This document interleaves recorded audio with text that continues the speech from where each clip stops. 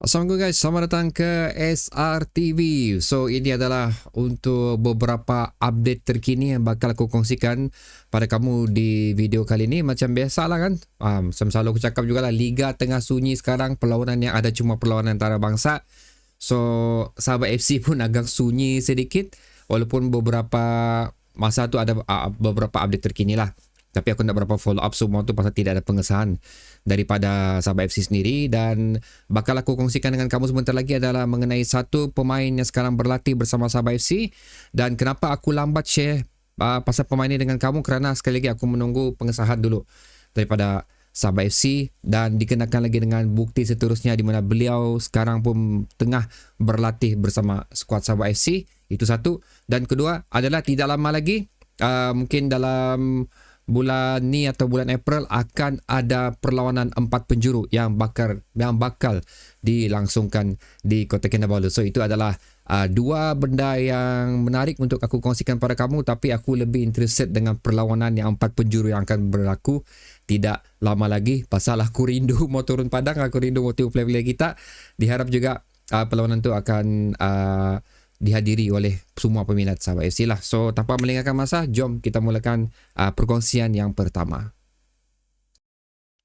Okay guys, cerita pertama adalah mengenai satu kelibat yang baru, berada di padang latihan sahabat FC, iaitu satu pemain di luar daripada Malaysia lah, pemain import.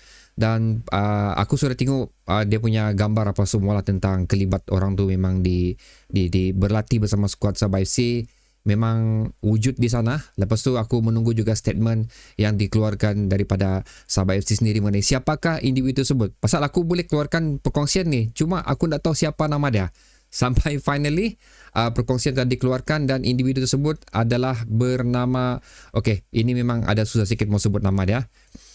Beliau adalah Karalampos Tampolidis, ataupun lebih mesra dikenali sebagai Haris Tambolidis. So aku nak tahu betul ke tidak sebutan yang aku buat sebentar tadi itu. Berumur 27 tahun, berketinggian 186, memang cukup tinggi jugalah. Place of birth dia daripada Melbourne, citizenship dia ada Greece. Dan antara benda-benda yang menarik daripada beliau ni, beliau pernah berada di Diego Forlan Academy, kalau anda familiar dengan Diego Forlan, dan juga pernah mewakili Australia Under 19 dan juga Greece Under 19. Tapi kalau aku tengok career beliau ni, macam minit permainan dia agak kurang sikit lah untuk senior career dia, especially di mana dari tahun 2013 sampai tahun 2024 sikit saja perlawanan yang ada daripada beliau. Even waktu international career Under 19 pun tidak banyak yang beliau tampilkan lah, dan membuatkan aku macam menjadi tanda tanya jugalah sama ada player ni betul baguskah atau dia ni adalah reject player, kerana sekarang ni dia adalah berstatus without club, dan sekarang ni beliau tengah menjalani uji bakat bersama sahabat FC. Sama ada beliau menunjukkan prestasi yang meyakinkan untuk dipancing atau dibawa bersama skuad badak, itu menjadi tanda tanya sekarang ni, kerana Ong Kim Sui dan juga sahabat FC masih meneliti prestasi brother ni lah. Sorry aku nak sebut nama dia susah betul. Prestasi brother ni sama ada dia layak untuk bersama sahabat FC ataupun tidak, dan keputusan masih belum dibuat. Beliau masih lagi menjalani kira sesi uji bakat lah. Kalau dari segi career beliau ni pun, beliau ni agak boleh dikatakan nomad player juga, bertukar daripada satu klub ke satu klub, pernah beraksi di Australia, Amerika, Greece, Spain, lebih kurang itulah. Dan status peminahan beliau pun so far semua free transfer sahaja.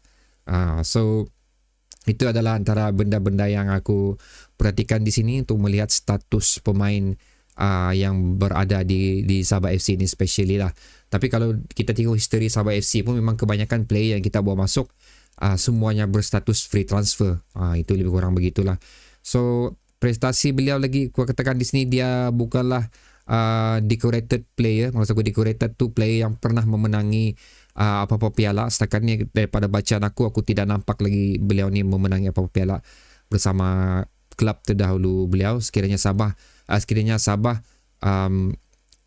jadi untuk mengikat kontrak dengan beliau ni, hopefully beliau adalah antara individu yang mampu untuk membawa pulang memberikan memberikan hadiah untuk Sabah FC bagi season 2024 ni, satu piala at least lah. Okay, at least. So position beliau dia lebih kepada center back.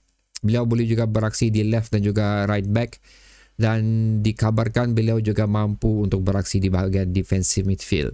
So kalau kita tengok balik sejarah kita punya perlawanan 2023, center back adalah merupakan salah, selain daripada left wing kita lah yang kekosongan ditinggalkan oleh Jilton tu, center back juga adalah merupakan salah satu benda yang menjadi efek terbesar untuk Sabah FC, di mana seringkali juga pada masa tu Gabriel Perez pun mengalami kecederaan agak lama juga.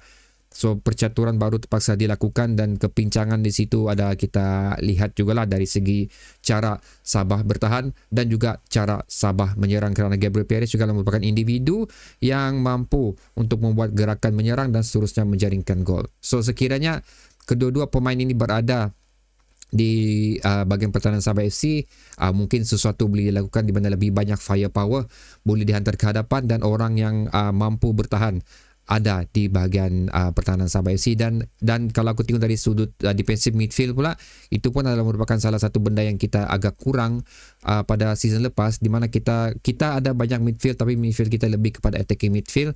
Tidak ada satu dedicated player yang mampu untuk melakukan tanggungjawab as a defensive midfield, di mana pada masa tu sebelum ni Park Tisu adalah merupakan individu yang memegang posisi tersebut, tapi oleh kerana dia lebih diperlukan untuk bertahan, so beliau lebih dideploy as a defender. So mungkin kehadiran beliau ni mungkin boleh mengisi kekosongan tersebut.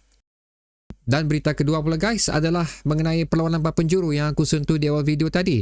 So seperti mana kita tahu, ini adalah perlawanan yang biasa dilakukan oleh Sabah FC, iaitu SMJ Cup, kalau aku tak silap, Sabah Maju Jaya Cup, di mana sebelum ni pun ada pasukan-pasukan luar juga dijemput, dan Sabah menang kah? Kalau satu Sabah kalah kah untuk perlawanan tu? Tapi kali ni rumus mengatakan 4 klub yang bakal berada di Sabah untuk menjalankan perlawanan 4 penjuru ni.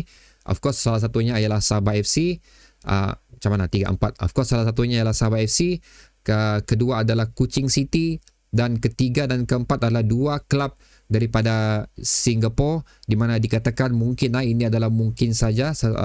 Klub pertama adalah Geylang FC dan juga Hougang United. So ini adalah 2 klub yang pernah kita tentang di dalam saingan Asia, dan juga pernah kita tentang di saingan apa nama dia tu? Saingan persahabatan, perlawanan persahabatan yang pernah dilakukan oleh Sabah FC. So dua ni bukanlah satu keputusan, bukanlah satu klub yang asing untuk kita. Mereka pernah beraksi di Likas. So untuk melihat mereka kembali beraksi di Likas untuk menjalani SMJ Cup ni adalah merupakan satu berita yang cukup menarik setakat ni. Cukup menarik pasal again, memang aku nak sabar mau turun sini Likas ni. Apapun perlawanan ni belum pasti lagi sama ada jadi ataupun tidak. Kalau jadi, ia akan dijalankan sama ada bulan Mac ataupun April nanti. Belum ada sebarang kata putus lagi dilakukan. Dan seperti biasalah, kalau ada apa-apa update terbaru, aku akan bagi tahu kamu sama ada di bahagian community ataupun di video yang akan datang lah. So itu dia guys, perkongsian terbaru setakat ni untuk Sabah FC. Hanya 2 saja yang aku nampak menarik di situ, iaitu again kelibat satu pemain import baru berlatih bersama skuad Sabah FC. Aku tekankan sekali lagi, beliau masih lagi menjalani uji bakat. So belum ada keputusan penuh lagi sama ada beliau akan layak bersama Sabah FC ataupun tidak, ataupun beliau sendiri akan diuji kebaikan beliau akan diuji sewaktu perlawanan 4 penjuru nanti. Baru selepas tu keputusan sebenar akan dilakukan. So guys, itu adalah update terkini untuk skuad kesayangan kita, skuad Badak Sabah FC kita.